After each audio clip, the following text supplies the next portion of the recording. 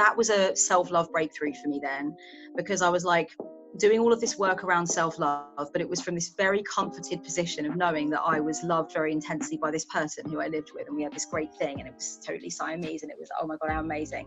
And then when that cracked and I realized I was going to be alone and live alone, I was like, okay, oh, now this is it. This is, oh, there's this whole other room back here. But when it comes to consistency of practice, I need to give myself choice, because I know that straight away, every cell in my body is going to be like, what, are we back at school? No, I don't want to do this every day.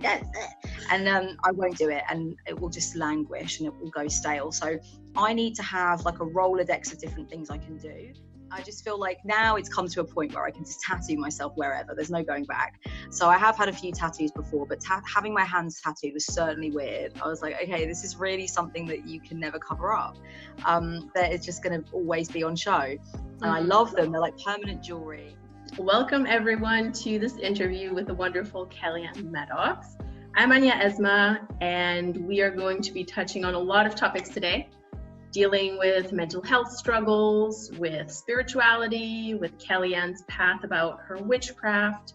And of course, I'm also going to include some of the questions that you guys sent on Instagram, because I asked you guys what you would ask her. So that's going to be a part of it as well. So before I set the stage with a quick bio, let me just ask you how you are. Kelly-Ann, how are you doing today? Did anything crazy happen to you yet? Apart from our technological gargoyles before we started, no, I've had a pretty easy and breezy morning, and I'm feeling very good. Thank you for asking, darling. That's awesome. So, quick bio, little small bio thing. So, yeah, you're a full-time spiritual counselor today.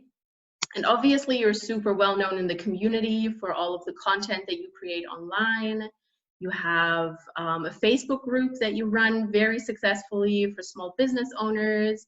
You have a wonderful shop full of offerings, counseling, resources. And of course, you've been on YouTube, and I think that's probably where most people know you from, for 7.5 years, since 2012. Oh my God. I was looking it up today. Amazing. And I also saw you've made 550 videos, more than 550. Yeah, you're getting an award. So yeah, you've covered like everything. You've covered so many topics, which made this a bit hard, because I was like, Jesus, I could talk about everything with you. Shadow work, psychology, deities, witchcraft, everything.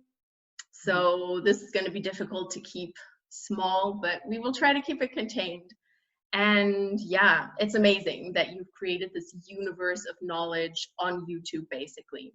I feel like I haven't talked about anything yet. I feel like I've really just scratched the surface. I'm like, damn it, there's so many things I need to talk about. God, I've just realized how much I love to talk. 550 videos. There we go. That's me. Yeah, 556 actually, and more to come. 3 times as many, hopefully. Yeah.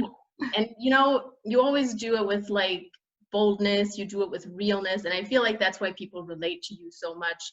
That's why so many people see you as an icon, as an inspiration. Honestly, like, you're kind of a legend. And I know, I'm really nice right now. And right, I also wanted to thank you for giving the tarot community the word card slinger, because I think you started that, didn't you? The word card slinger. I did, yeah, I did. It was ages ago. I said, I think of myself as a card slinger, like a gunslinger, but with tarot. Yeah. And it just like swept through. Everybody was like, that's it now, we're card slingers. I love it. I really love it. I'm so happy. I think I stole it from the gambling community. I feel fairly certain that once a long time ago, I was watching something about casinos. And somebody was like, called themselves a card slinger. And so when I came back to tarot, I was like, I'm a card slinger. Yeah, that makes sense. But I thought it would be one of those like things I'd say, and everybody would be like, oh God, Kelly-Ann. But actually it was like, no, yes, we're all card slingers now. I was like, yes, excellent, card slinger army. It just sounds badass. So yeah. Thank you for bringing that into the world. And yeah, so essentially, you're good with words. You're really good with words. And watching you has really inspired so many people, including myself, because you are actually part of why I started my channel, honestly, 100%. So it's really, really exciting for me, for you to be the first person actually that I'm interviewing like on YouTube officially. So thank you for being here. I'm so happy you started your channel, and I was just saying before we sort of like started this for real that the person I'm living with at the moment, Jenny, my best friend, she's an illustrator. She loves you as well, and she was like, "When are you gonna have Anya on your channel?" I was like, "I'm going to have Anya on my channel. I've already got it written down. I don't need to be prompted. I realised that she needs to be on my channel, so that will happen at some point, of course, too." Yay! I'll be happy. I'll be waiting for that day. Amazing. Okay, so let's talk about your YouTube channel to start things off easy. And as I was researching things, I was looking at your most viewed videos, your most well-known videos, and there's definitely the trainee tarot course that's like right at the top, and also your videos about chaos magic and shadow work. And it made me wonder, do you have like a favorite video of your own where you say either, damn, I need to follow my own advice, I need to watch that, or where you feel like it helped especially many people, something that has meaning to you? That's a really good question. Going straight in there with the good questions. So yeah, there's some shadow work video. The shadow work videos I probably feel like add the most value. There's a couple, I would say. I mean, you know, I love my video about servitors, and I like my video about the 6 principles of chaos magic, because people have told me that it broke it down for them in a way that they could get, which is awesome. But for me, the shadow work videos, if I was to look back over the body of work, it would be, there's one where I'm sat at my altar in the night and I'm talking about, you know, healing and sorting your shit out at your altar, and how painful that can be to do. And there's another one where I talk about like parts of me that are in shadow, archetypes of me that are in shadow. I'm walking to the beach and I'm talking about all my little bits of me that are the rejected bits of me that I need to bring home, essentially. And yeah, those parts where I reveal what my own shadow work journey has been like and how that might be helpful to others. I feel like if I looked back as a grey-haired old crone, I'd be like, I'm really glad I put that out into the world, because it did take some vulnerability for me to do that. But I feel like those resources existing gave people access to the concept of exploring the shadow, you know, in an accessible way. And I did it by putting myself out there first and saying, look, I've done it, and this is how I did it, and this is how it worked for me.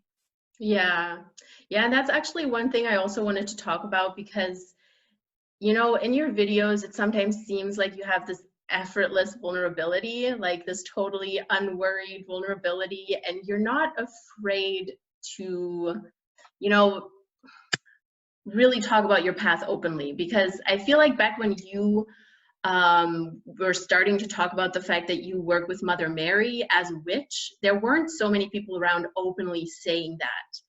And I can imagine that that is probably, it was weird back then, the reception you probably got for it. And it just feels like, you know, it's really amazing how untouched you are by the idea of what you should be creating, and how you just openly speak about your struggles. And I guess I'm just wondering, like, is there any one motivation, or is there anything that helps you get over that doubt if you ever feel like, should I be putting this out there? Should I share this? Should I not? How do you deal with that? I never thought about the fact that I hadn't known much discussion really about working with Mother Mary in the witchy community. Of course, I knew that it went on, but we're living in this amazing age now of people like doing the 30-day walk with Mary thing, and like their hashtags are off the chain, and it's like Catholic witch this, and I love that. I feel so connected to all these witches that have Mary on their altar and stuff. In terms of the motivation or the understanding of what I can say, what I can't say, or what motivation to be open, part of it is actually been built by the channel growing and people saying, I just needed a permission slip, or You've made me feel like it's okay if I want to do this, or if these things marry together for me. And I didn't think it was okay before I came across this video. So over the course of time, I think that I've had signs that when I say things about what I do or what I've put together or what's important to me, other people feel a freedom to do similarly and just be like, yeah, I'm going off road, I'm going rogue. And I like the thought that that has had that effect on somebody.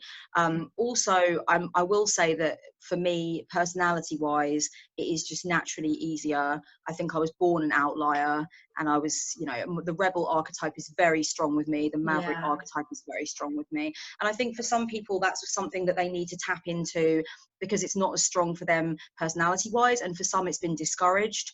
I really feel like I come from two strong lines of natural rebels anyway, and it wasn't really discouraged. It was like, yeah, you know, be an insurrectionist, it's fine. And it's not to say that my upbringing was perfect, but certainly I didn't feel like I was being told, you can't have that, you can't paint your bedroom walls black, you can't, like, you know, you can't have candles, you can't do weird things. And so for me, I had some nurturing that I will say I was privileged to have that others don't have, that they have to get through. And also I was just born very much like, I'm me. If you don't like it, then what can I do about that? And I think that's part of my personality too. So it all plays in together. That's good. And I mean, do you ever have those moments where you feel anxious before you upload a video, or you're like, oh my God, what will people think of this? I do feel anxious. Yeah. I do. I felt very anxious before I put out my video about cultural appropriation in particular. It was a big thing. I wanted to avoid it for a long time. I felt anxious just before I put out my latest video where I talk about shadows relating to how we're responding to COVID-19. I really considered whether or not I should put that out, if it was even helpful. And I obviously was processing some of my shadows at the time. But I felt like, well, I'm being honest about that. I'm not coming to the table like, hey, I'm rammed ass, everything's going to be fine. I'm like, no, I'm freaking out a bit myself. I do say that at the beginning, that I'm going through things. So I'll be processing things as we go. And I feel like as long as you're authentic about that and you say, this is not going to be the most balanced, clarified resource I've ever put out. I'm processing things and maybe it will be helpful for you to see me in raw processing. Then I think it's okay. I definitely have felt anxious about putting videos out. There's no doubt about it. And also I've been thinking lately in the last few months about cancel culture and how quickly and easily it seems like the right thing for a bunch of people to do, to just cut somebody out of a community like that for something that they've said that they may have even just misspoken on or not known enough about, or I don't know, like drunk tweeted, or I don't know. And I think I understand, I really love that the public accountability thing is important. Absolutely, it is important. At the same time, though, I think that it has played into my feeling of like never putting any foot wrong and making sure you always say what it is that you want to say, and you're deliberate on it and you're measured on it and all of these things. And you know, that plays in sometimes, I think, to my anxiety. And I'm not saying it's not right for some people to have been cancelled for certain things. I'm not commenting on any specific example. I'm just saying that it is very much this, we all need to turn our backs on this person now kind of vibe. And I think that does make me fearful on some level, and I have shadow worked that a bit. Yeah.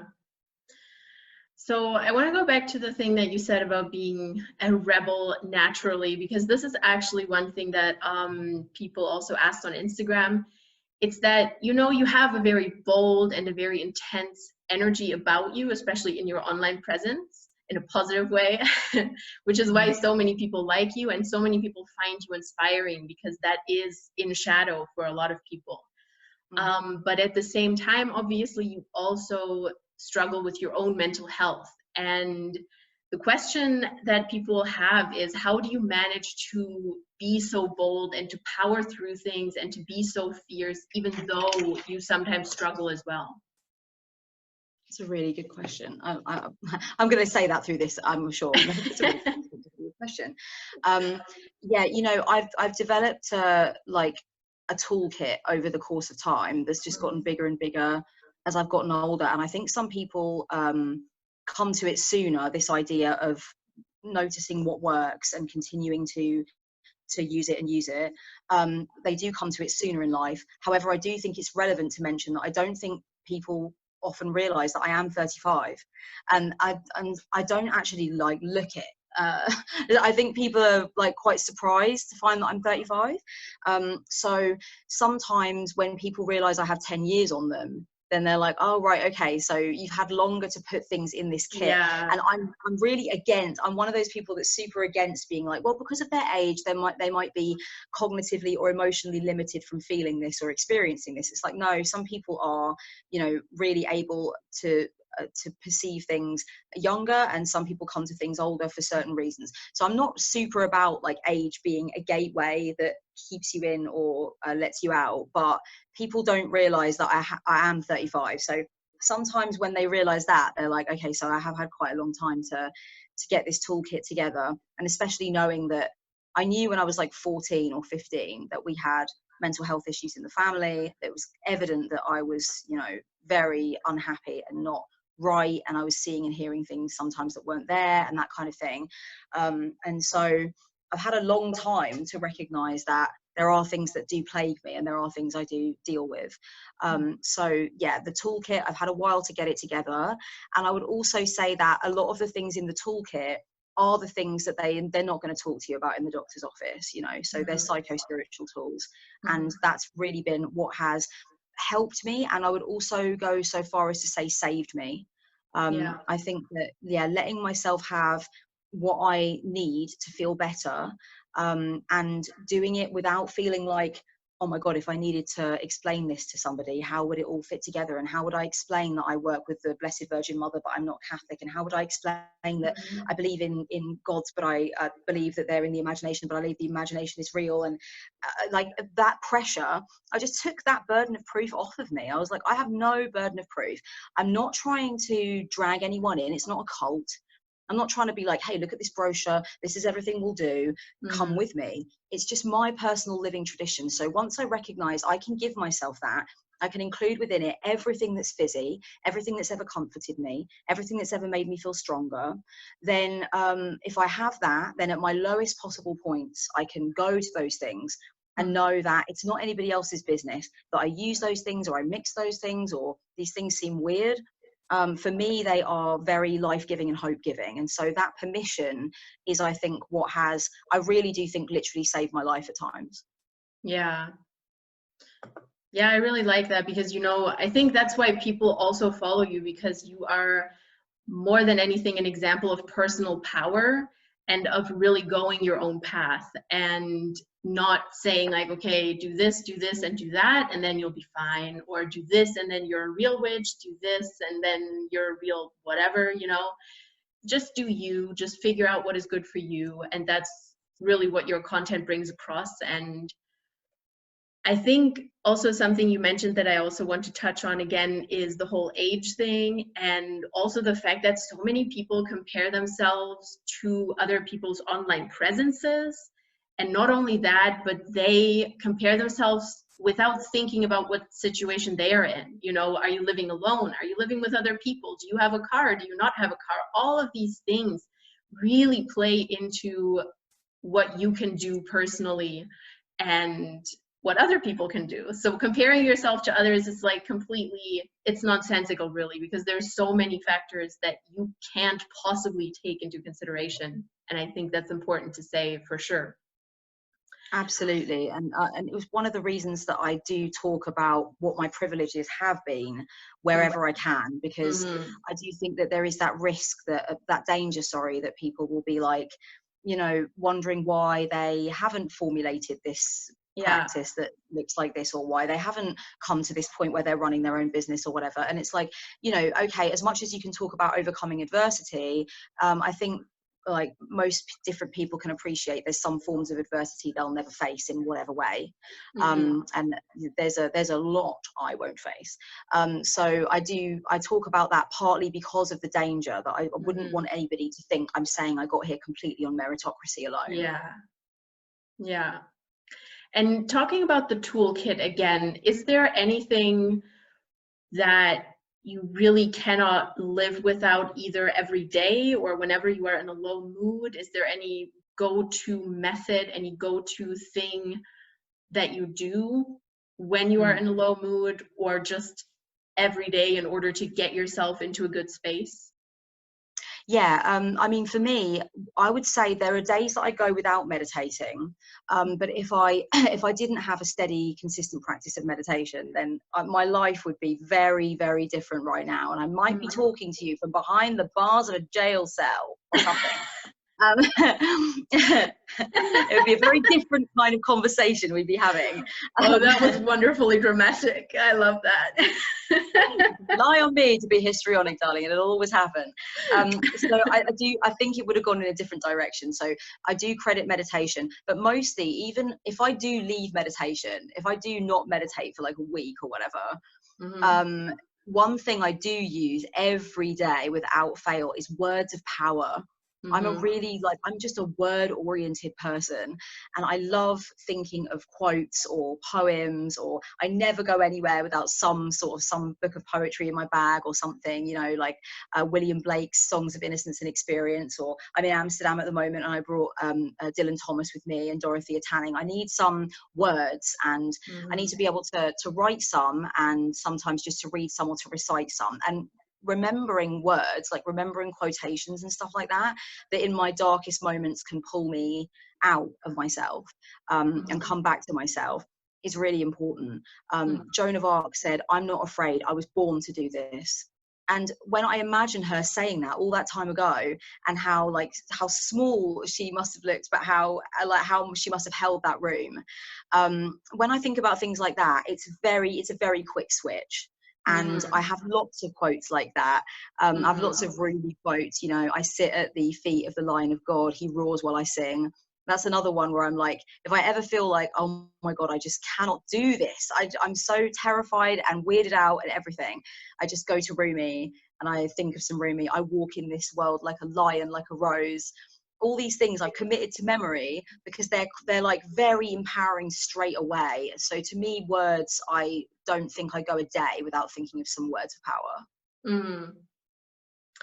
And when it comes to daily practice, I know that this is also something that a lot of people in the community, you know, struggle with sometimes, is that keeping a daily practice and being committed to it.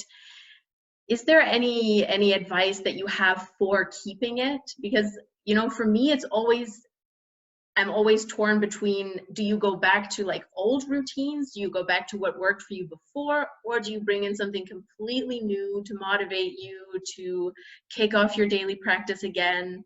What's like the way that you recommend or that you favor there? I've got two things that I'd say principally. First of all, I need a Rolodex. So like, I cannot just, it must be my chart. It's a lot of things. It's my chart, it's everything. I can't, if I set a rule, I'm going to break it, basically. And so to me, I need to have a variety of things that I can pull from. And I need to, most of the time for daily practice, not know what I'm going to want to do when I sit down. So I sit down and sometimes I immediately am like, I need to do a devotional to hell, or I need to draw cards, or I need to chant. I need to do this particular chant. I need to do a guided meditation. I need to journal. And it will never be like, I know what I'm going to do in advance. There are, of course, rituals where I say, I'm going to spend 10 days in healing, and these are the things I'm going to do in these 10 days or whatever. But when it comes to consistency of practice, I need to give myself choice. And I cannot just be like, every day I do a devotional to Mary, a devotional to hell, then I do this. And because I know that straight away, every cell in my body is going to be like, are we back at school? I don't want to do this every day. That's it. And I won't do it, and it will just languish and it will go stale. So I need to have like a Rolodex of different things I can do, or I can be like, oh, I can draw cards there if I want to, or I don't have to. Or sometimes I know straight away that I will be able to commune with the Holy Mother, and it will just be like channeling. And other days I won't really feel it that much. I'll just sit there and I'll just be like, drink my tea and look in the mirror, because I've got a mirror right in the center of my altar. and I just think, awesome thoughts and high vibe thoughts and send them to myself. So I need a Rolodex, and I need to not put pressure on myself to do these very rigid, regimented things every day. I like the element of surprise. And sometimes I will, if I haven't got clients and stuff, and I've got a free time, I'm like, I've really been here for 90 minutes. Look at me go. I'm like Gandalf. This is wild. And I like that element of surprise. And the other thing I would say is, if you're struggling with consistency of practice and you really want consistency of practice, simply think about why. The majority of people that want consistency of practice on some level either assume that it's going to improve their life greatly because they've heard from other people it improves their lives greatly, or they did have consistency of practice and they know the difference. They know the difference. It's like eating a banana and going for a run, or not eating a banana and going for a run. You know that it's a better day, it's a better week, you have better relationships, you're better at your job when you do these things. So whenever I'm being recalcitrant, which is often because I'm like a stroppy child inside, I'm always like, yeah, okay, but like the end of the day, if you do meditate for 15 minutes now, or the end of the day if you don't, which is it? Because it's going to be better if you do these things. You know it's going to be better. You know you're going to be clearer. You know you're going to get more done. You know you're going to be more honest with yourself and have more integrity. So I do those things for that reason, because I know that it does work. And so that's one important point of record keeping for witches. It's not just like, I did this spell, I had this aim, how did it go? And what could I tweak next time? It's also evidence that what you do has some bearing on your reality. And when you are really struggling for consistency, you can look and say, I am actually a better version of myself when I let myself do these things. It is actually better for me and everyone around me if I do these things. Yeah. It's so helpful if you know your why. If you know your why, if you can make a sentence that is like, I will do X because Y, it's different to your brain. Your brain understands it in a different way, has a different motivation. And yeah, I feel much the same way about the practice as well. There always needs to be some sense of curiosity. If there's no curiosity, if there's just devotion and just the same thing over and over again, it's not creative anymore. And practice, I think, needs to be creative. It needs to be curious and needs to concern itself with expanding. And totally. Speaking of expanding, you're a Sagittarius sun, and not just stereotype, but you fit the bill pretty well, honestly. So that's why it came to my mind. But you have a lot of intense energy. You often describe the sessions that you have with clients as offering high-powered advice, and I definitely agree with that, 100. And I think it's fair to say that you have a lot of fiery energy, that you have a very positive relationship at this point with that impulsivity, with that intensity. And I'm wondering if you've always had a positive relationship with that, or if it has led to you being misunderstood, if you used to struggle with that more, that inner fire, I suppose. Yeah, the intensity of it is definitely something I think I'll probably always struggle with. I sometimes say, and it's not, I promise you, it's not unself-loving. It's like, I'm very into self-deprecation. It's like the Irish bit of me.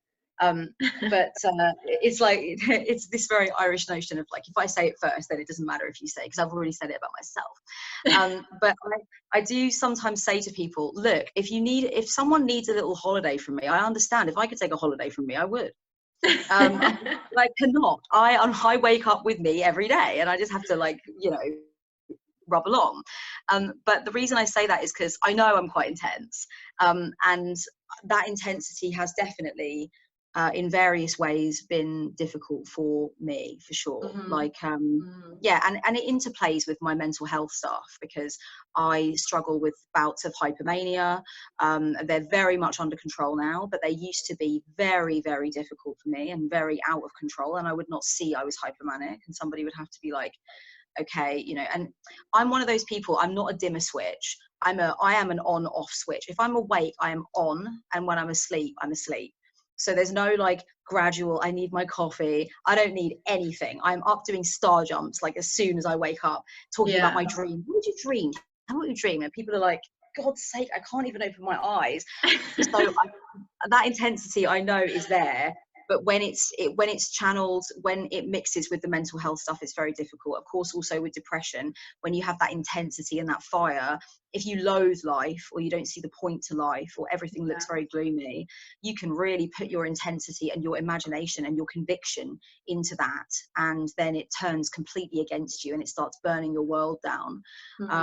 So really it's about the self-awareness, I think, to know, hey, you've got a lot of fire, and isn't fire wonderful? But it is the element of both creation and destruction. Yeah, 100%. As an Aries, I can definitely relate. Very much so. That's actually why the question came to me, because I was like, I can be intense. How does she deal with this? Yeah, it's knowing it as well. And it's not if you're an intense personality type, it's also about, and I think this is particularly important for women and female presenting people, is just to not also don't dumb it down. It's okay, it's all right to be intense. Men have been getting away with it for millennia. It's like, it's fine to be intense. So I do think as well that you have to have a celebration of your intensity and be like, yeah, it can be a pain in the arse and it does need to be reined in, but there is something majestic about it as well that I really enjoy, and it's fun and I like it about myself, and I'm not going to try and do away with it. I'm not going to tell myself it's bad. Yeah.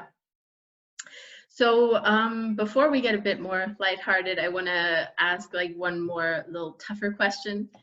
So I know that you went through some really, really tough times. You talk about that on your channel as well. You talk about chronic pain. You talk about self-harm, about psychosis, about anger issues. And I'm wondering if you can outline, was there ever either one moment in your life that changed your outlook? Was there like one huge thing that did it? Or was it a really, really slow process of self-awareness, of changing your behavior, of healing emotionally, of giving yourself space? What was it like? There's definitely some moments that, you know, like I think everybody has those key moments in life. I refer to them as kitchen floor moments, because I just imagine, I love that word. Yeah, like a fetal position on the kitchen floor, like just like a mess and cracked essentially. And there are moments like that I can identify, particularly one really heartbreaking moment in my 20s where my relationship ended with the person that I was with, who I still am in contact with now, who we really alchemized each other, and it was a very, very deep relationship, and neither of us expected it to end. And something that was a self-love breakthrough for me then, because I was like doing all of this work around self-love, but it was from this very comforted position of knowing that I was loved very intensely by this person who I lived with, and we had this great thing, and it was totally Siamese, and it was, oh my God, how amazing. And then when that cracked and I realized I was going to be alone and live alone, I was like, okay, oh, now this is it. There's this whole other room back here where you don't get that reassurance of knowing you have this life partner. You are your life partner. You are the lover. You are the one. You are the person you will always be with. And that cracking was very important for me. I would say there's been lots of times of elation that have been just as important. I'm a massive hedonist. I'm here for a good time, not a long time. And some of the most important memories that I have that have changed me are memories with the people I love, doing the things I love in an absolute state of ecstatic joy. But I will say that moment of breaking and that moment of like, wow, we're not going to be each other's rocking chair buddies. This is like the end. That was a moment that I look back now as my breakdown to breakthrough moment, where I was like, this is it. It's just you now. Yeah, I can relate to that so much, because I recently got out of an 11-year relationship, and it's strange, you know. You realize there's so much more depth to being your own partner and being on your own than you thought there was when you had a partner. It's amazing. Yeah. I love that you've come to that with the quickness, because it does take some people a really, long time to, and of course you have the, I'm sure, like it's weird. It's like losing something that's always been a part of your body. Or it just feels for ages, and you just keep checking for it, and it's just not there, and you're like, oh, okay, that was really a big part of the tapestry, and now it's just gone. But I think the fact that you've come to you know, the growth part of it and the recognition of how vital it could be for you this soon is a testament to your own spiritual journey and a testament to your own strength, that it's happened so recently. And it's longer than I've ever been with anyone, darling. 11 years is a long time. So that I think, you know, kudos to you, basically. Thank you. Yeah, it's a process. It's always a process. So let's lighten the mood. Let's talk about your tattoos, because you got those really recently on your fingers.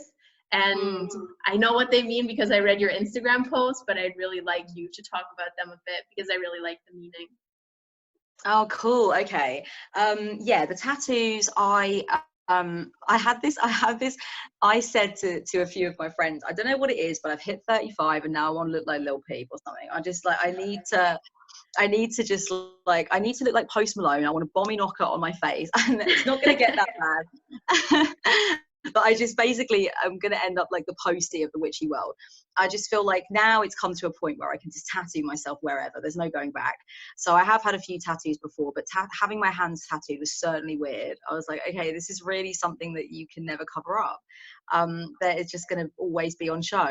And I love them. They're like permanent jewelry. This is the alchemical symbol for fire, which relates to my fire and being a Sagittarius and the way I feel about the element of fire and how fiery I am and stuff. But it also is significant that when you look at it from another person's point of view, it becomes the alchemical symbol for water. And that is a really deep representation of what other people see as being one of the most significant things about me, which is the space holding and the depth and the ability to really connect. And it also reminds me that it's okay to have a balance in terms of how I'm perceived, because not so much in my relationships with people online, with my clients and my audience and stuff, but in my interpersonal, especially my romantic relationships, the shadows and the toxic side of that giving, it really, you know, I'm shadow working that right now so much. Your face, you're like, yeah, hello, welcome to scoot over, there's room, yeah, hello. So it was about that as well. It was about the sort of the twist of it was like, remember that this is what some people see you as being able to give, and actually it's not healthy for you to be this endless well. That's not what you are.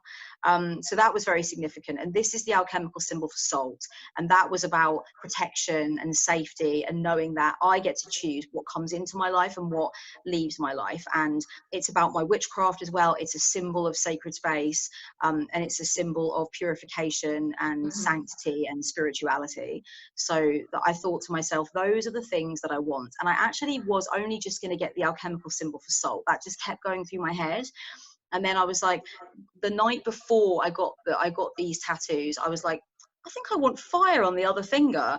And I was like, no, you can't just make an 11th hour decision like that. No. And then I randomly watched actually a Little Peep video where a woman gets in the shower and she has the alchemical symbol for fire tattooed on her. And I was like, oh, thanks, Cosmos. Okay, yeah, no, I will get that. Well, so then I just randomly, I blame him completely. So yeah, that's why I have these, and I can fully recommend, if you ever can and you ever have the desire and you're questioning it, get your fingers tattooed. It feels bomb. I bet. I live for that story. That you got the fiery symbol out of impulse. It's how that couldn't make more sense. Yeah, that's so true. I didn't even think of that, but that's like, fire. Yes. Like, at the last minute, I'm like, I want another one as well.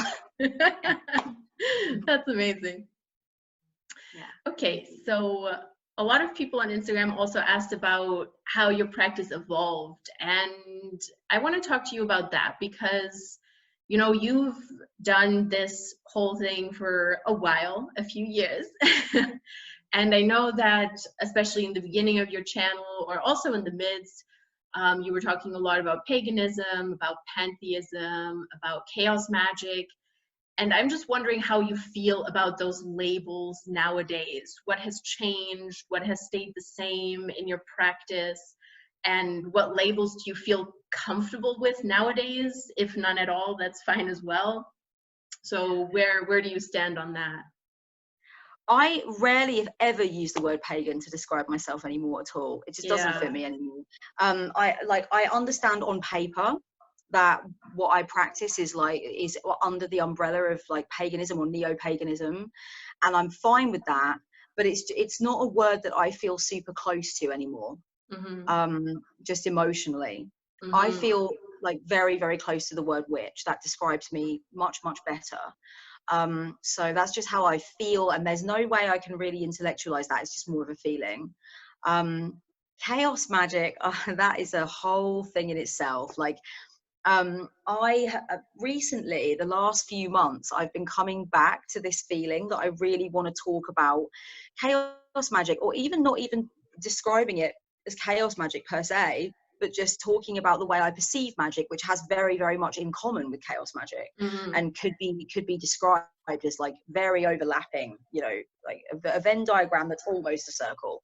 But I didn't for a long time, because the label chaos magic brings a specific kind of energy with it that is not very conducive to what the rest of my work is about and who the rest of my audience are. There are lots and lots of people that watch my stuff that are really into when I talk about chaos magic.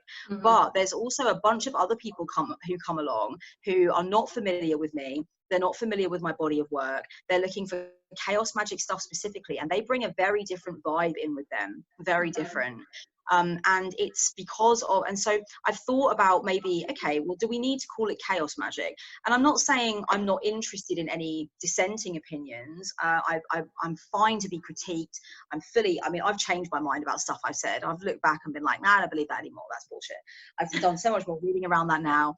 And sometimes I've even been like, how embarrassing. I mean, whatever, but I'm going to leave it up because it's all part of the journey. So I don't mind being critiqued, but I'm talking about like aggressive energy, trolling energy, sort of hypersexual, overly edgy energy, bolshiness, aggression, just stuff that isn't actually really much a part of what I've created. My organic audience are not really like that. Like we can get impassioned in the comments sometimes, but it's not like that. And the chaos magic videos, they bring in these other people that I'm like, oh, okay, so you're here for that. Yeah, but you're messing with the energy. You're harshing our mellow, really. And so, you know, that I've got that feeling about chaos magic that I love it. I love the resources I've used to help me understand more about where I am with magic. But do I want to continue to use the label? I mean, it does bring an energy in with it that is not conducive to what I've created. Yeah, I know what you mean, especially like people who are very, very much into occultism, especially into, you know, like some very, for lack of a better word, masculine aspect of occultism. I feel like that somehow brings in that energy a lot of the time. Like if you, I don't know.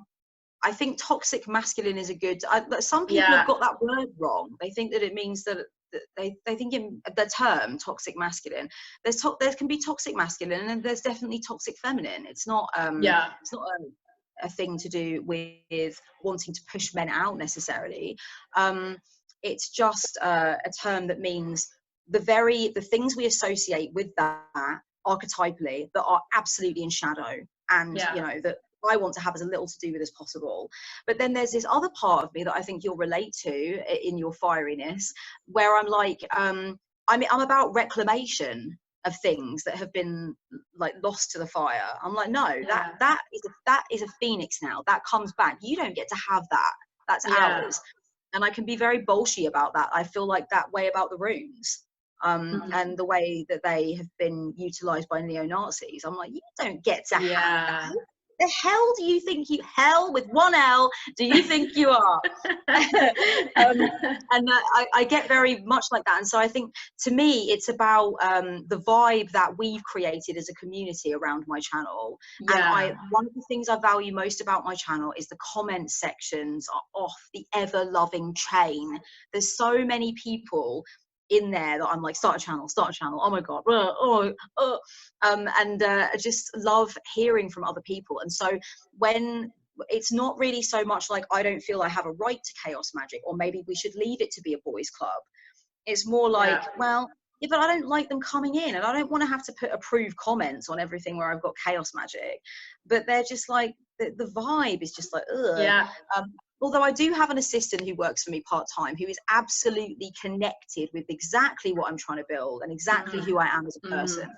And, you know, maybe it's time to get him to go in and clean up, because he'd be more than happy to do that for me. Bust out the big guns. That's great. Yeah, exactly. All right. So even though I prepped most of these questions a few months ago, I was already like thinking. You know, we are in a very unique situation right now. You are in Amsterdam, quarantined. And today when I was thinking about this and preparing this, I was wondering, how does it feel for you to be away from a lot of the tools that you usually have at home in the UK? And mostly why I'm asking this is because you sometimes describe yourself as a maximalist and as someone who loves having a lot of tools, who loves having an ornate altar. So has this experience kind of changed your perspective on that? Do you think when you get back, you're gonna be a minimalist suddenly? I know what the answer to that is, but I'm still gonna. You know, I watched a documentary on minimalism recently, and it was a really on Netflix, and it was reminding people, like, minimalists are not saying get rid of your book collection if you genuinely love and interact with and use your book collection. It's about like minimizing things that you don't use, that do not add value, that you are not utilizing, and stopping consuming those things. And so, and I do want to put that out there, that I understand that that is what minimalism is. I don't think minimalism is trying to take my special thing that I love. I think it's a process of evolving into this understanding of what we're programmed to do, which is to consume, and then to later feel like, oh, that void wasn't filled by that consummation of, don't use consummation, that's not what I mean, it's not the same thing, damn English. So, you know, I realized the hole hasn't been filled, I must go and get something else. I understand that that's why the discussion around minimalism is so essential and great. But I just love variety, and I do very much love, and I check in regularly with whether or not I still love things. You know, being in Amsterdam, I've already got a temporary altar. I've already made one. So I was like saying to my friend, have you got like a shoebox or a box of this about this, and like a scarf? And it's already done. It's all on the floor, laid out. And I brought with me sort of like 3 crystals, a couple of images that I like the look of, one of which has great sort of like significance to me at the moment, and then 2 decks, because of course I was going to work in Amsterdam anyway. So it's interesting because I've already set up, like, I do like to have a place where I go. And for me, it's partly a reminder of like to do it, because I'm terrible with time. Time just gets away with me. Me and time do not have a great relationship sometimes. So when I see it, it's like that reminder, that mindfulness bell. Hey, you're a witch, come to practice. So that's already set up. So I think really I'm always going to be the same. I'm always going to want a collection of thingamajigs and doodahs. And I sit there and the thingamajigs and doodahs tune me in. But I still am fully convicted to the idea that you do not need that. And I only set up my altar in the last week. And I've been here for nearly 2 months. So I didn't feel the pull to it for a while. I felt sometimes sad to not be at my big altar with like my Mother Mary cards and my statues of Mary and stuff.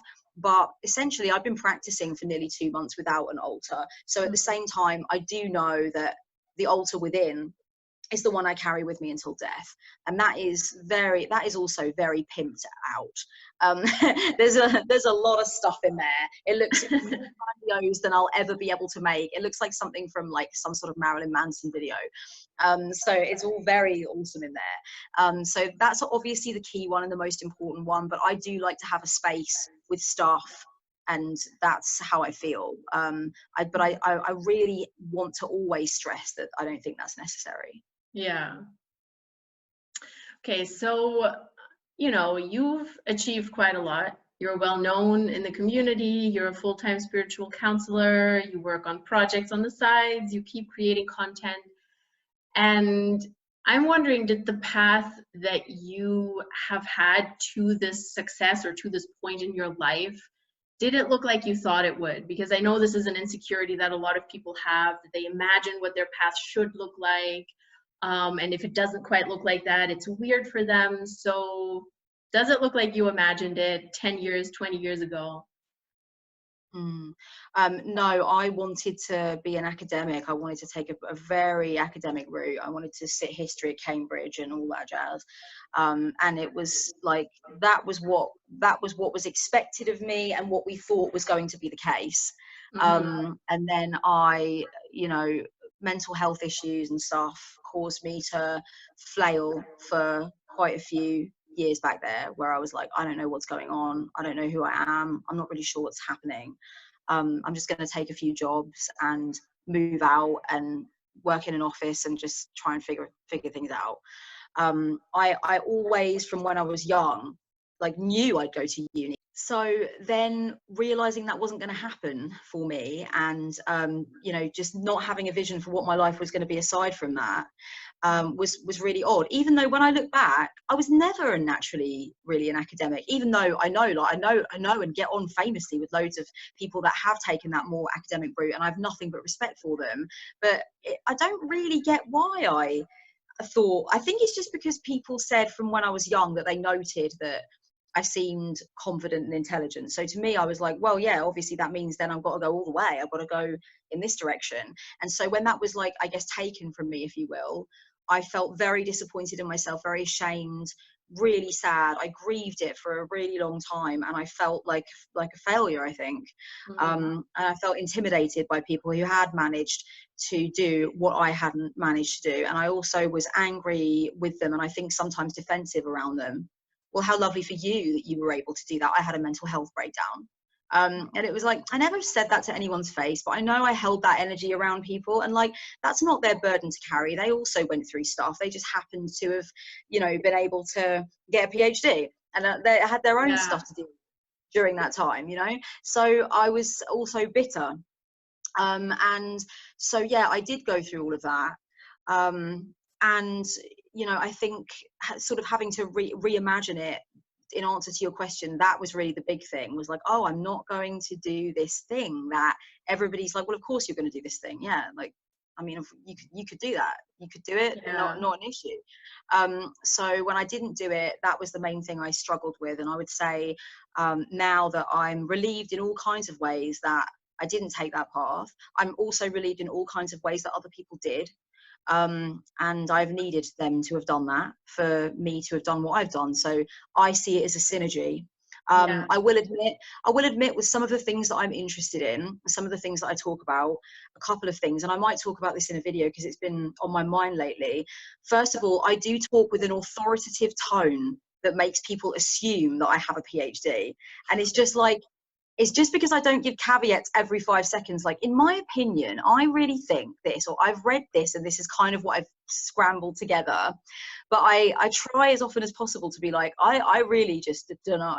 All right. Most of this is just like either personal gnosis or stuff I've picked up, which I'll always try and credit the source whenever I can or remember to. Right. So there's this feeling. Sometimes I look at my videos and I'm like, all right, but you're coming across like a professor. Like, stop talking that way. You're not a professor. You're just a person with some ideas. But I realize that I just do naturally have a bit of a teachy tone, and I fully don't mean to be that way, because I don't want anyone to feel like I'm anyone other than just a bitch who read a bunch of books and is just like, oh, well, this is interesting.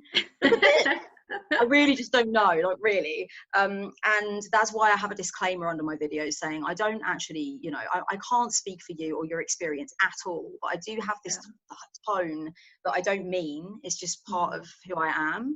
Can't remember what the other thing was I was going to say. I think I was going to say, no, but that's the main thing I've been thinking about, is like tone, how I come across as somebody with authority, and I don't mean to at all. I just have a lot of confidence in my beliefs and the things I've seen in patterns. But yeah, could somebody come at me and say, there's a study that proves that's absolutely wrong? Oh yeah, probably. Yeah, I'm just riffing, really. So I do want people to, I think I do need to like sporadically let people know that a bit more, because I come across like, I come across like I have a PhD from Cambridge sometimes, and I'm like, no, you don't, sit down. Because I'm like, this and that and this and that, and I don't enough say is my opinion. I do hope people infer that, but some people I think might not, and might think that because I talk like I think something's the right way, I think it's the right way. I really don't. I'm fully open to the fact that I'm talking from personal gnosis and piecing things together, but there's something about my tone and I would like to change it. And actually, I think part of it is I need to relax a bit more again. Sometimes I think the more the subscriber count goes up, even though I don't focus on those milestones, I don't know how you feel about it, but I don't really focus on that so much. Yeah. But I don't think I'm as relaxed the more I see people are subscribing. I'm a bit like, again, like I was at the beginning, like a rabbit in the headlights, like I need to have my points in order. And I would like to make some videos while I'm out here where I like just relax a little bit more and just in my feelings about stuff, and I just let myself riff, because I think part of that tone is that I'm like, I don't know, it's not such a small like family anymore. It's more like, oh my god, like, you know, I'm writing a book now, so I just feel a bit like ooh, and I don't need to feel like that. I can just chill and be like, hey, this is how I do things. And I think I do need to come back to that, because my tone is a bit like, it's coming across academic and I'm not actually academic. That went in a totally different direction. But to answer your question, I thought I was going to be an academic, and then I totally wasn't. And now I think I'm coming across as one, but perhaps a bit strangely dressed. Yeah. That's super interesting, because when I went to university and I did get a bachelor's degree, but then I stopped. And for a long time, like for quite a while, I was thinking like in 10 years, when some of my friends are going to have PhDs, when they're going to be Dr. XYZ, is that going to make me feel shadowy? And I thought about this for like quite a while. And then I'm like, actually, no, because I made the conscious decision not to do this because it's just not for me. And I'm just going to do what I want to do. And, you know, it's not worth more or less just because I'm Dr. XYZ or not, you know? Absolutely, yeah. Yeah, and you have so much passion for the subject, more passion than some, you know, professors might even have, than some doctors might have. So I think that's really one of the core aspects of it, that you have passion for it, that you explore things, that you educate yourself, and that is worth a lot. And it shouldn't be, you know, worth less. It's, I don't know, it has a different value from having a university degree. Definitely. Yeah, and I love that you said that. And actually, I think that it's a shame. To be honest, I feel a synergy between the people that have taken the academic route and the people who are autodidacts, who have just like gone their own way and picked things up over time and mishmashed them together. I think that it's like introversion and extroversion, where sure, if we play to each other's strengths instead of resenting each other and regarding each other with suspicion, we'll all have a good time. But I think that the synergy, unfortunately, autodidacts, people that didn't do things a certain way and didn't take it all the way and just were like, I'm just going to kind of like cobble things now, and I'm going to use stuff, but I'm not going to pressure myself to get these accolades and to go up through this system. I think that they have a lot of respect for academics, but it doesn't come back in the other direction. I find that academics are often gatekeepers, vicious gatekeepers, and they're the only people that are allowed to talk about the inner child or the shadow, things that are just evident. They're evident for people who've never cracked a book on shadow work. They are just like, they're universal. Yes, okay, they've been given context and they've been given you know, like a sort of a narrative, and they originated in a certain way and they developed in a certain way. It's lovely to know that information, but you don't get to gatekeep who talks about shadow work because you have been to school for X amount of years. Like everybody's doing their shadow work, and everybody has the right to talk about it from their experience. And if that adds depth and richness to somebody in a way that a professor's videos or a bunch of books wouldn't, why not make that video? Why not put it out there? Yeah, I agree. So as we're nearing the end, I want to ask you, you very often speak about, you know, death as an ultimate motivator, and you call it going to deathbed perspective. And it made me wonder what meaning the word legacy has for you, and how important it is for you to leave a legacy, or to feel like you are motivating yourself to build something in this world while you are still here in this incarnation. What meaning does that have to you?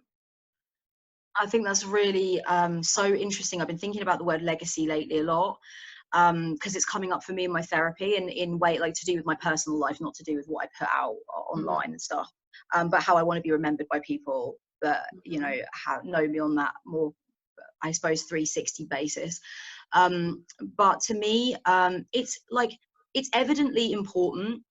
It's part of it, you know. You can't separate yourself from that feeling of that you have an identity in the world, and you wonder how people perceive that identity, and you hope people perceive it, or perceive the value of what you added in a certain way. But I think that it's really interesting that you talk about death as a motivator, because death to me is also something that I meditate on as a gift of perspective.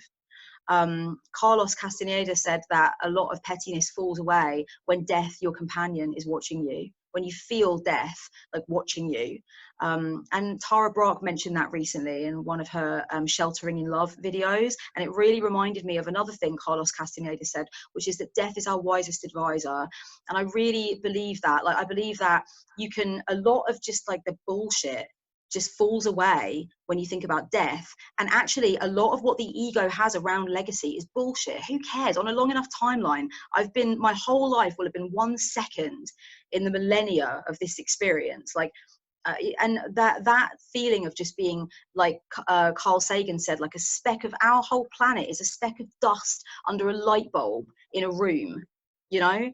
And to me, that perspective, that's what death gives. So to me, it's more, death helps me to detach from the worry about legacy more than it does to motivate me. Like, one day I'll die and what will people think of me? It's more like, one day you'll die, who cares? Like, it doesn't matter. Like, it's literally the blink of an eye. Do with it what you will do with it. So it pulls me away from the ego's fascination with legacy, and I think it makes me have less of a narcissistic tendency, I hope. That's super interesting. That's like the opposite. That's amazing. Okay, Yeah. cool.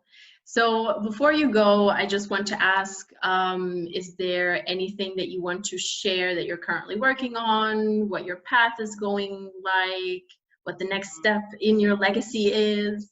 Anything you want to share? Yes, yeah. So I will shortly be sharing some announcements about my first book, which has been like literally something that people have been like, can you please, for the love of all that is holy and profane, can you please write a book? Like, honestly. And I'm like, I'll get there. It's coming. It's coming. I promise it's coming.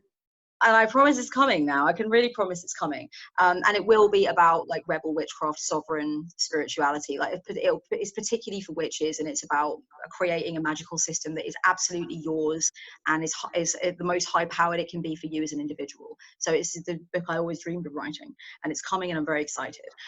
So there's that. And also, I want to say that for the record, I am making and editing now more video courses, which I love making. You can download them instantly. There's already some on the website, and I'm making more, and they will be coming out. One of them is about scripting, which I've never had so many people ask me before for a course or a resource on scripting. I will be making some videos about scripting as well, but there are 2 courses coming on it, because I realized I have so much to say. I was like, damn it, this is getting ridiculous now. Like, so some of it will be in the courses and some of it will be in the videos, but I'm making courses about all kinds of things, and will continue to, because I really love to do that. But if you do want to work with me one-on-one, I am available for readings and sessions.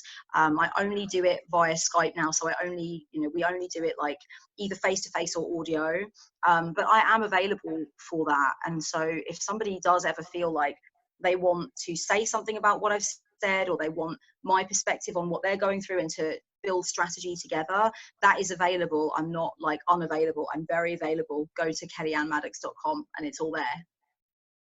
Awesome. Yes, I'm definitely going to put some links below as well. Thank you so much for sitting with me today. I think many people are going to draw a lot from this and enjoy this a lot, so I'm really excited to upload it. And yeah, you know, Kelly-Ann is on Instagram, on YouTube, obviously, her website with lots of awesome resources. I've worked with her myself, so I can say how amazing she is and how helpful she has been on my personal path. So all of the links to that are going to be below. And yes, tell us what your favorite thing about all of this was in the comments. If you had a favorite question, if you had something that inspired you that we talked about, something you've learned, I'd love to hear from all of you who are watching this. And I thank you so much for being here. I thank the viewers for being here. And I hope to talk to you again very soon, maybe on your channel, who knows. And yes, thank you. Yeah, thank you so much.